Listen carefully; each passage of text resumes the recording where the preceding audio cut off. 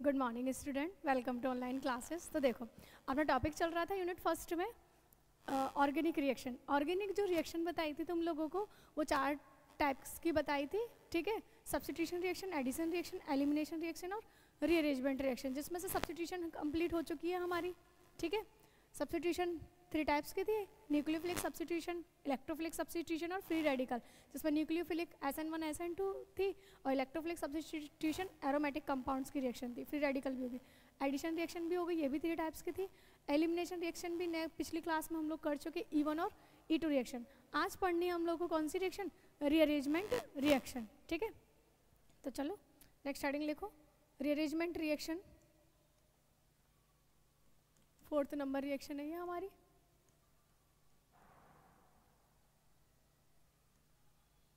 Rearrangement reaction यानी कि पुनर्विन्यास अभिक्रिया, ठीक है।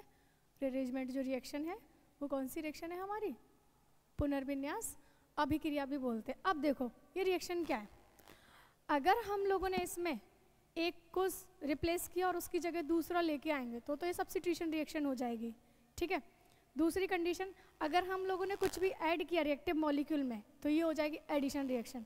तीसरी कंडीशन, अगर हम लोगों ने रिएक्टिव मॉलिक्यूल में से कुछ एलिमिनेट किया तो फिर हम लोग पढ़ चुके हैं कौन सी रिएक्शन है वो? Elimination reaction. इसका मतलब इन तीनों में से कुछ भी नहीं होने वाला है आज, ठीक है। रीअरेंजमेंट रिएक्शन, अगर हम लोग रिएक्टिव मॉलिक्यूल में से किसी को रिप्लेस करते हैं अनदर ग्रुप के द्वारा तो सब्स्टिट्यूशन रिएक्शन होती है। अगर हम लोग ने रिएक्टिव मॉलिक्यूल में कुछ ऐड कर दिया तो वो कौन सी हो जाएगी हमारी? Addition reaction. अगर रिएक्टिव मॉलिक्यूल में से कुछ एलिमिनेट कर दे तो एलिमिनेशन रिएक्शन। तो आज इन तीनों में से कुछ नहीं होने वाला है। तो फिर इसका मतलब फिर पुनर्विन्यास अभिक्रिया होती क्या है? तो देखो रीअरेंजमेंट रिएक्शन क्या होती है? कोई भी ऐसी रिएक्शन जिसमें रिएक्टिव मॉलिक्यूल से ना तो कोई एटम जुड़ेगा और ना ही अलग होगा, ठीक है। ना तो हम लोग किसी का एडिशन कर सकते हैं इसमें से और ना ही किसी को एलिमिनेट कर सकते हैं। तो फिर क्या करेंगे हम लोग, इसमें जो भी एटम जुड़ा है तुम्हारा या फिर जो भी तुम्हारा ग्रुप जुड़ा हुआ है, ठीक है, या फिर जो भी तुम्हारा पाई बॉन्ड अगर इसमें प्रेजेंट है तो उसकी केवल पोजीशन को क्या करते हैं? चेंज करते हैं। वही हो जाती है हमारी कौन? Rearrangement reaction. फिर से सुनो, कोई भी ऐसी रिएक्शंस जिसमें रिएक्टिव मॉलिक्यूल से यानी कि क्रियाकारी अणु से ना तो किसी एटम्स को, अणु को क्या कर सकते हैं हम लोग, परमाणु को ना तो हम लोग इसमें जोड़ सकते हैं और ना ही हम लोग यहाँ से कुछ अलग कर सकते हैं, ठीक है, ना ही एलिमिनेट करेंगे। तो फिर क्या करेंगे, अब इस रिएक्टिव मॉलिक्यूल में जो भी तुम्हारा एटम्स है, ग्रुप है या फिर पाई बॉन्ड है, उसकी पोजीशन में सिर्फ और सिर्फ क्या कर सकते हैं? चेंजेस कर सकते हैं। उसको बोलते हैं हम लोग पुनर्विन्यास अभिक्रिया, ठीक है। तो पुनर्विन्यास अभिक्रिया क्या है? ऐसी अभिक्रिया है जिनमें रिएक्टिव मॉलिक्यूल से ना तो कोई एटम्स जुड़ता है और ना ही कोई अलग होता है, लेकिन रिएक्टिव मॉलिक्यूल में जितने भी एटम्स है, ग्रुप्स है या पाई बॉन्ड है, उसकी स्थिति में, पोजीशंस में केवल क्या आता है? परिवर्तन आता है। तो उसको बोलते हैं रीअरेंजमेंट रिएक्शन, ठीक है। ये जो रीअरेंजमेंट रिएक्शन होती है, डेफिनेशन होगी, डेफिनेशन के बाद ये जो रीअरेंजमेंट रिएक्शन होती है उसको हम लोग क्या बोलते हैं? आइसोमराइजेशन भी बोल सकते हैं। आइसोमर समझते हो ना, जिनके अणुसूत्र यानी कि मॉलिक्यूलर फार्मूला कैसा होता है? सेम होता है, लेकिन उनकी स्ट्रक्चर कैसी होती है? डिफरेंट डिफरेंट, उसको बोलते हैं ना आइसोमर। तो उसी प्रकार से हम लोग इसको क्या बोलते हैं? आइसोमराइजेशन भी बोल सकते हैं, ठीक है। एग्जाम्पल देखो इसका, फिर समझ आएगा। एग्जाम्पल की अगर हम लोग बात करते हैं तो एग्जाम्पल क्या है हमारे पास? एग्जाम्पल है हमारे पास 1 क्लोरोप्रोपेन, CH3 CH2 CH2 और Cl। फिर डेफिनेशन लिखाएंगे इसके, पहले एग्जाम्पल देखो। अगर इसके नाम की बात करें तो ये कौन है हमारे पास? 1 क्लोरोप्रोपेन है, ठीक है। 1 क्लोरो जो प्रोपेन है उसको हम लोग क्या करते हैं? एनहाइड्रस AlCl3 की प्रेजेंस में रिएक्शन कराएंगे। अब रिएक्शन कराना है, ठीक है, रिएक्शन कराना है। अब रिएक्शन में क्या देखे थे हम लोग?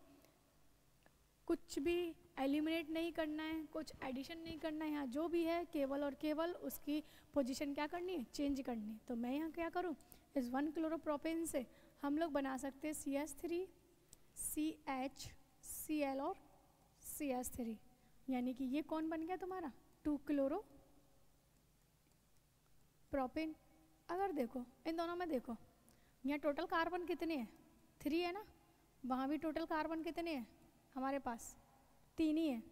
यहाँ हाइड्रोजन काउंट करना, 3 2 5 और 1 7, हाइड्रोजन भी कितने हैं 7, उधर भी टोटल हाइड्रोजन कितने हैं 7 ही है ना। अगर क्लोरीन की बात करें तो क्लोरीन कितनी है यहाँ पर, 1 ही है, और उधर भी क्लोरीन क्या है 1 ही है। अब देखो तुम लोग, इसमें हम लोगों ने कुछ ऐड किया है, नहीं किया, ऐड किया होता तो इनकी नंबर बढ़ते ना, नहीं बढ़े। अच्छा कुछ एलिमिनेट किया है, वो भी नहीं किया।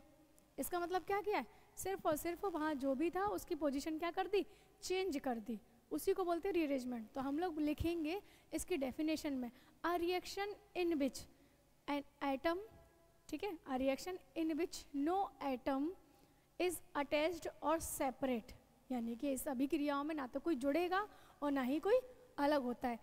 अ reaction in which no atom is attached और separate from the reactive molecule and in which the position of only atom, group and pi bond is changes is called rearrangement reaction, ठीक है।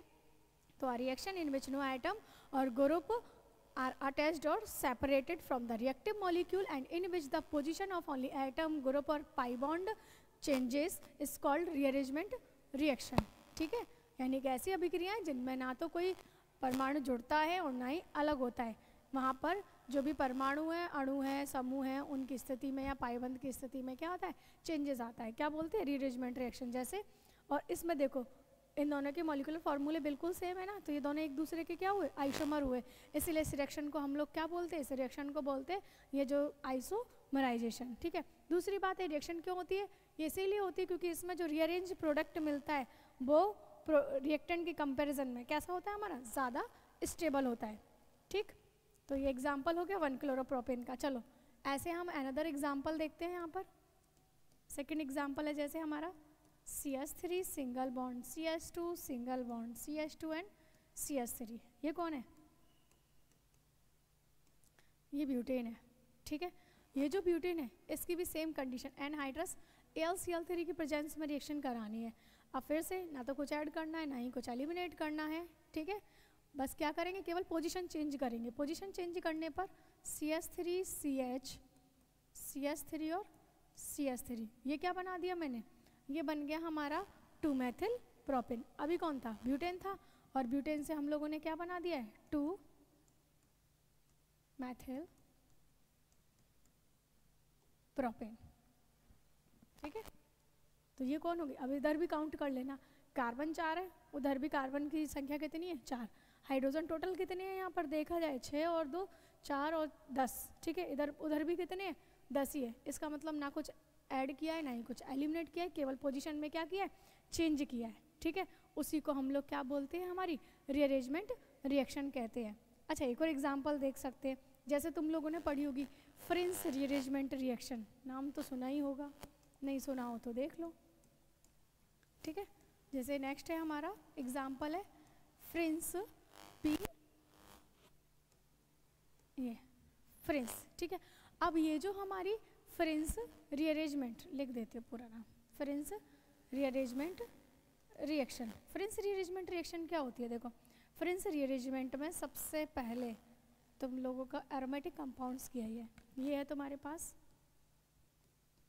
ये तो बेंजीन होगी, एक H निकाला, एक H की जगह हम लोग वहाँ पर क्या लगाएंगे, OCO CH3, ये कौन है हमारा, ये हमारा CH3COOH कौन होता है, एसिटिक एसिड, एक H हटा के उसकी जगह क्या लगा दिया C6H5, इसको बोलेंगे हम लोग फेनिल एसीटेट, ठीक है। ये जो फेनिल एसीटेट है,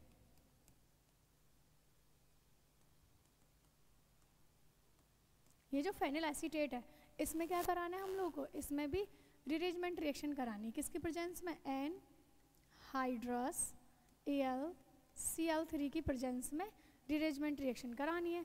अब इसमें रीअरेंजमेंट रिएक्शन में देखो क्या मिलेगा, हमें पता है बेंजीन का फॉर्मूला C6H, सभी कार्बन पे एक एक हाइड्रोजन क्या होता है प्रेजेंट, छोड़ के इस पे, क्योंकि इसमें हाइड्रोजन की जगह कौन आ गया, ये ग्रुप लग गया है, तो एक ऑर्थो और एक पैरा। तो देखो क्या करना है हम लोगों को, अगर मान लो हम लोग इस बॉन्ड को ब्रेक करते हैं, क्योंकि हम लोग को पता है एसिल ऑक्सीजन बॉन्ड ब्रेक होता है ना, एस्टर जो भी ग्रुप होता है, तो अगर ये बॉन्ड ब्रेक किया, इस बॉन्ड के ब्रेक होने से हम लोग देखेंगे यहाँ पे कि ऑक्सीजन पे कौन सा चार्ज आएगा, नेगेटिव, पार्सली नेगेटिव, और यहाँ पर कौन सा चार्ज आएगा, पार्सली पॉजिटिव। अगर हम लोग हाइड्रोजन, चाहे वो पैरा को पोजिशन पे जुड़ा हो चाहे ऑर्थो पे जुड़ा हो, ठीक है, तो अगर H को निकालेंगे तो H किस में निकलेगा, पॉजिटिव में, और कार्बन पे कौन सा चार्ज आएगा, नेगेटिव चार्ज। तो हम लोग क्या करेंगे, H पॉजिटिव को O माइनस के पास ले जाएंगे और कार्बन के नेगेटिव चार्ज के पास किसको ले आएंगे, C पॉजिटिव को। तो यहाँ रिएक्शन देखो क्या मिलने की पॉसिबिलिटी है, ये O माइनस के पास लेके H प्लस को, और जहाँ से H प्लस निकला है उसकी जगह किसको लेके आएंगे, C प्लस को। तो COCS3 एक तो मिल गया, ऑर्थो हाइड्रोक्सी एसीटोफिनोन, ठीक है। या फिर ऐसा भी तो हो सकता है, पैरा से भी तो हटा सकते हैं। अगर पैरा से हाइड्रोजन रिप्लेस हुआ तो OH, ये H किसका है, पूरा पैरा पोजीशन का, तो COCS3 अब कहाँ जाएगा, पैरा पोजीशन पर, ठीक है। तो ये जो फिनाइल एसीटेट है या फेनिल एसीटेट है, फेनिल एसीटेट की एनहाइड्रस LCl3 के साथ जब भी रिएक्शन करेंगे, रीअरेंजमेंट रिएक्शन, और रीअरेंजमेंट रिएक्शन में क्या मिलता है, एक तो मिलता है ऑर्थो हाइड्रोक्सी एसीटोफिनोन, ठीक है, और एक मिला है हम लोगों को पैरा हाइड्रोक्सी एसीटोफिनोन।